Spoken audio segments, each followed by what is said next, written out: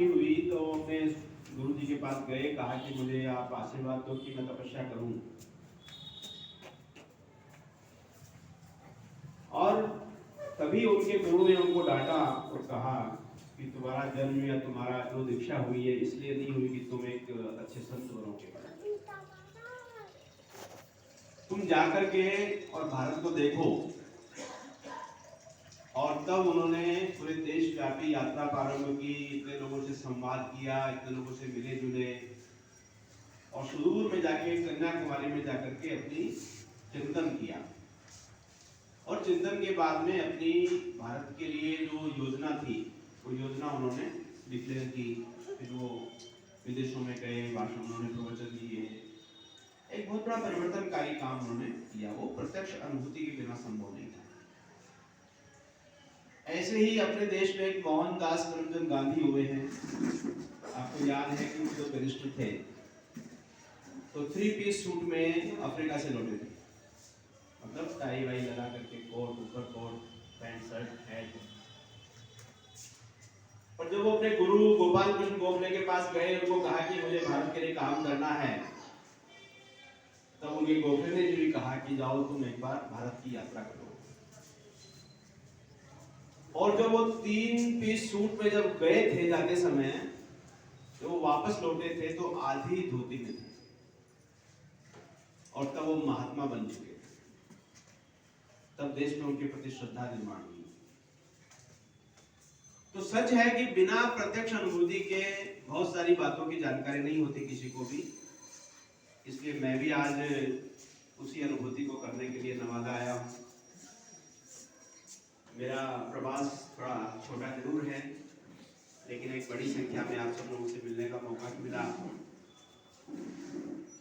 क्योंकि संगठन मंत्री जो लोग होते हैं ना, वो बड़ी बाल की खाल निकालने वाले लोग होते हैं। और हमारे लोगों को अभ्यास नहीं होता है कि हम इतनी डीपली कोई बात बताएं या पूछें।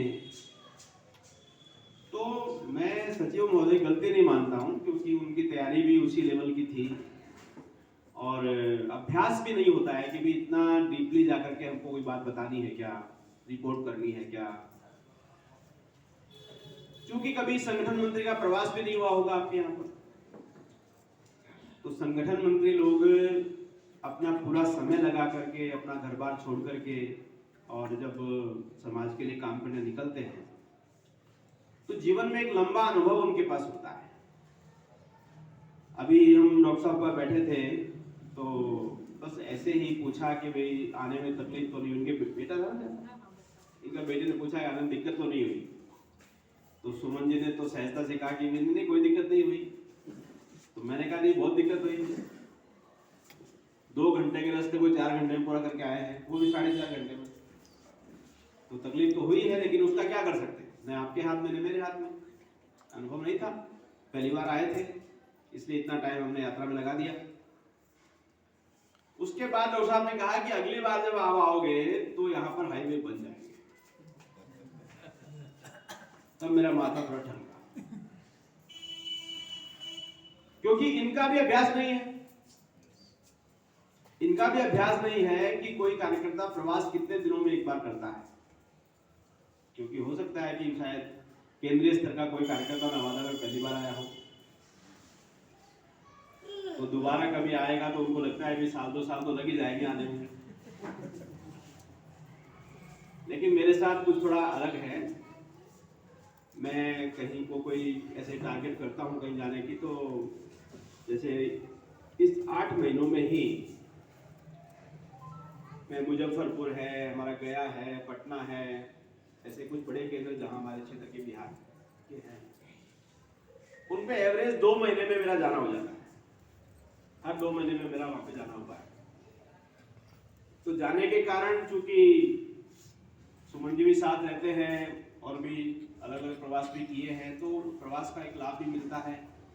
और निश्चित रूप से हमारे क्षेत्र में जो काम की गति आ रही है, आएगी आगे जा करके, तो अच्छा एक परिणाम देखने को मिलेगा। उसका सबका एक जो बड़ा कारण है वो प्रवास है। क्योंकि बिना प्रवास के हमें मालूम कैसे होगा कि हमारा काम अच्छा है या पर्याप्त है या नहीं है। अभी जैसे कोई पूछेगा कि भाई आपकी नवादा शाखा कैसी है, तो हम सब लोग तो उसे अच्छे ही बोलेंगे। होता है ना, अपनी चीज को कोई तो बुरा बताता नहीं है, वैसे अच्छी बताता है सब चीजें। अब क्या होता है कि जब हम तुलना किससे करते हैं, प्रश्न ये होता है तुलना कैसे करते हैं। आप में से कई लोग मॉर्निंग वॉक करते होंगे, करते हैं ना? कितने लोग करते हैं? बहुत कम लोग करते हैं। जो भी करते हैं वो कई बार ध्यान में आता है कि मेरे से आगे जाने वाला व्यक्ति से कंपटीशन होता है। कुछ लोग हमसे आगे निकलने की कोशिश करते हैं, हम उनसे आगे निकलने की कोशिश करते हैं। अब ये होता है कि हमसे आगे जो चल रहा है उसकी स्पीड कितनी है। यदि वो आराम से चल रहा है तो हम आराम से उसको पार कर लेंगे, और एक होता है कि वो तेज चल रहा है तो हम तेज चलने के कारण उसको पार कर पाएंगे। तो कंपटीशन एक्चुअल में किससे है ये हमें समझना पड़ेगा, तब हमारी श्रेष्ठता का हमको अनुमान होगा।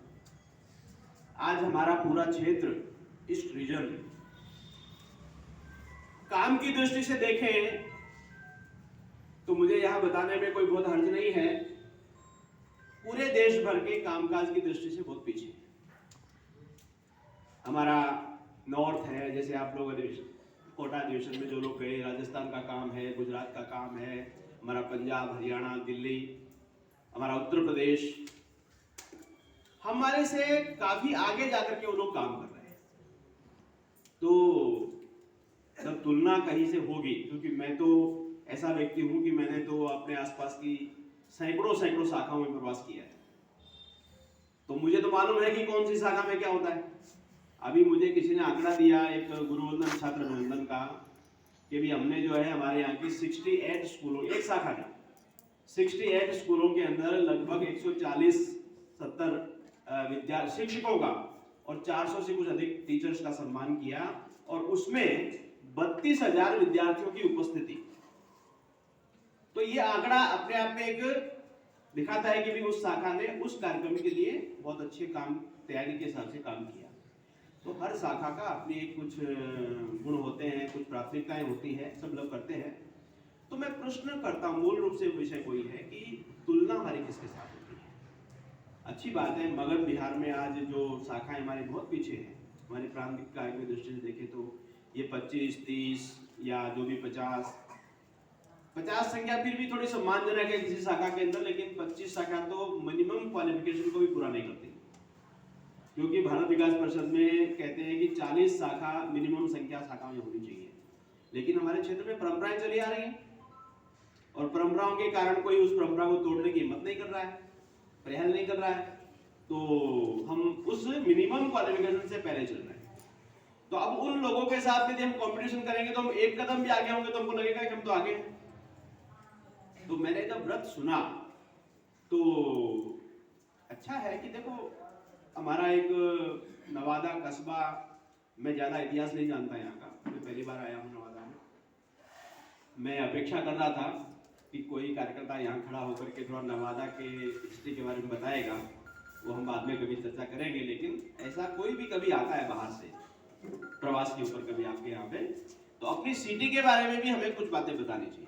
काम के साथ साथ में हमारे यहाँ की स्पेशलिटी क्या है, हमारे यहाँ मेंबर की स्पेशलिटी क्या है, हमारे बाकी व्यवसाय कैसा है, हमारी एग्रीकल्चर कैसी है, हमारे इस स्थान का ऐतिहासिक महत्व क्या है। आज मैं आया यहाँ पर, मान लो 4 घंटे के लिए आया, वो हमारी जो भी यात्रा के कारण आगे मुझे जाना भी है, लेकिन 4 घंटे में भी आकर के यदि मैंने नवादा के इतिहास के बारे में नहीं जाना तो मेरा प्रवास थोड़ा अधूरा रहेगा। तो कहीं के अनौपचारिक चर्चा में हम लोग करेंगे। तो ऐसा कहना है कि हमें किसी भी स्थान को लेकर के कंपटीशन किसके साथ है हमारा, तो हमारा प्रांत एक गति पकड़ने वाला प्रांत है, धीरे धीरे पकड़ रहा है। मुझे लगता है कि आने वाले समय में और अच्छा काम करेंगे। इस पूरे रीजन में जो हमारा ईस्ट रीजन है उसमें उड़ीसा भी है, बंगाल भी है, हमारा बिहार है, झारखंड है, बड़ा रीजन है। तो ठीक से प्रवास भी नहीं हो पाते हैं, अधिकारियों के जो प्रवास होने चाहिए तो प्रवास भी ठीक से नहीं हो पाते हैं। तो उसके कारण क्या है कि हम कुछ चीज़ों को जो मूलभूत बातें हैं, जो बेसिक रिक्वायरमेंट है, वो कभी कभी पूरा नहीं कर पाते। मैं अभी रजिस्टर में ऐसे ही नज़र दौड़ा रहा था, तो बैठकों की गतिविधि भी देख रहा था, उसकी जो लिखा है उसमें वो रिपोर्टिंग भी पढ़ रहा था, उपस्थिति भी पढ़ रहा था। चूँकि नवादा एक कस्बा है और इस कस्बे में एक ही शाखा है हमारी, तो 20-25 लोग शाखा में आते हैं, ये बहुत अच्छी बात है। मीटिंगों में भी आते हैं और हम घरों में जो बैठ के करते हैं बहुत अच्छी बात है ये। इस सब में से कुछ बातें मैं आप लोगों के बीच में रखना चाहूँगा कि भाई हमारा संगठन, जो हमारी संस्था है, वो और ज़्यादा अच्छी कैसे चलेगी, क्योंकि सुधार तो एक निरंतर प्रक्रिया है, चलती रहती है। तो शाखा, कोई भी संगठन हो, कोई भी संस्था हो, उसकी कुछ बेसिक स्थान होते हैं। जैसे हमारी भारत विकास परिषद है, तो उसका बेस जो स्थान है वो यूनिट है, शाखा है। जैसे आपकी नवादा शाखा है, ये सबसे छोटी यूनिट है।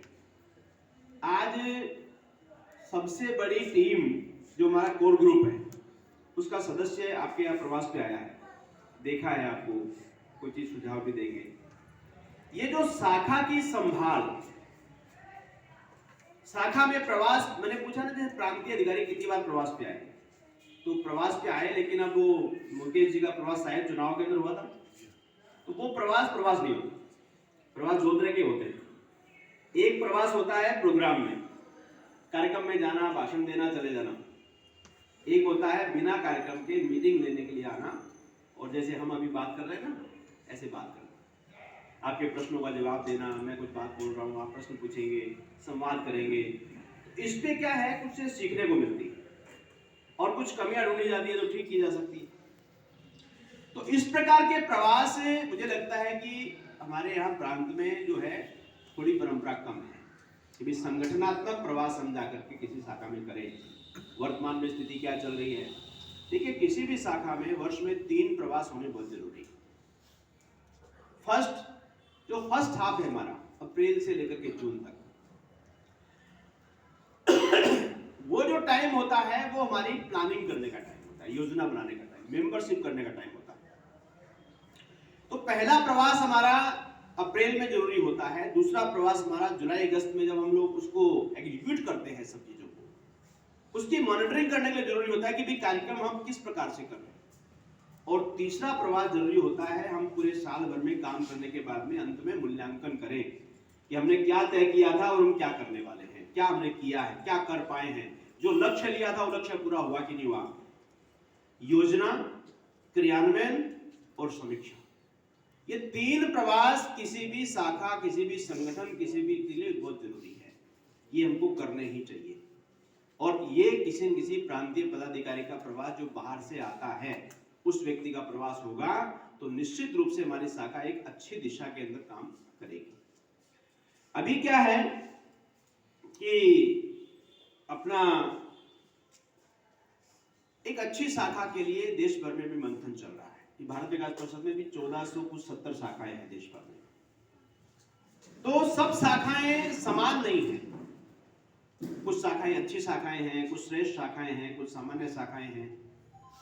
तो हर शाखा अपने आप को गुणात्मक सुधार की ओर बढ़ाने की बात करती है, करना भी चाहिए, सबके होता है कि मन में कि हमारी जो है गुणात्मकता बढ़े। तो अभी हम जिन प्रदेशों में अच्छा काम है, वहां पर इसी बात को चला रहे हैं कि हमारे जो है अच्छी शाखा किसे कहेंगे, श्रेष्ठ शाखा किसे कहेंगे।